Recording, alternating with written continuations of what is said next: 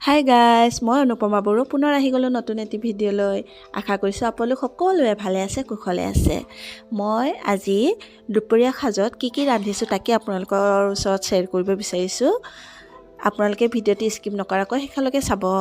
সেয়া এফালে পিঁয়াজ, আদা নহৰু, জলকীয়া, শুকান মাছ আৰু ধনিয়া পাত কাটি লৈছোঁ।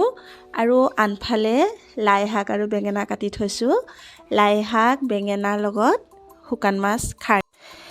তেল গৰম হোৱাত তেলত দি দিছোঁ আদা নহৰু জলকীয়া আৰু পিঁয়াজ আদা নহৰুখিনি ভাজ খোৱাত তাত দি দিছোঁ কাটি থোৱা লাই শাক আৰু বেঙেনাখিনি।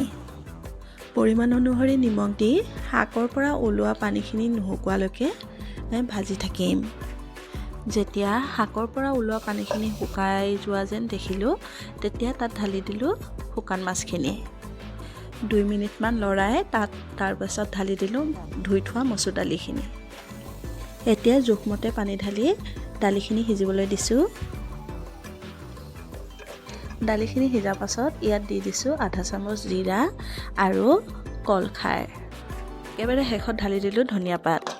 লাই শাক বেঙেনা শুকান মাছৰ লগত মচুৰ দালি খাৰৰ আঞ্জা ৰেডি হৈ গ'ল। এতিয়া চয়াবিন বনাম, সেয়ে গৰম তেলত দিছোঁ তেজপাত আৰু পিঁয়াজ আদা নহৰু জলকীয়া খুন্দি লৈছিলোঁ, এয়া তেলতে দি দিছোঁ। পৰিমাণ অনুসৰি নিমখ হালধি দি অলপ সময় লৰাই তাত ঢালি দিলোঁ চয়াবিন আলুখিনি।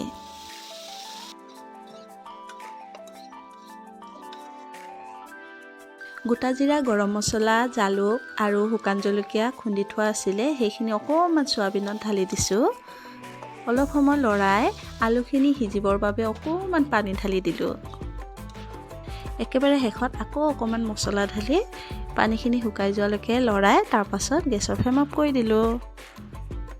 বইল আলুত পিঁয়াজ আদা কাটি তাত অকণমান আচাৰ দি পিটিকি ল'লোঁ।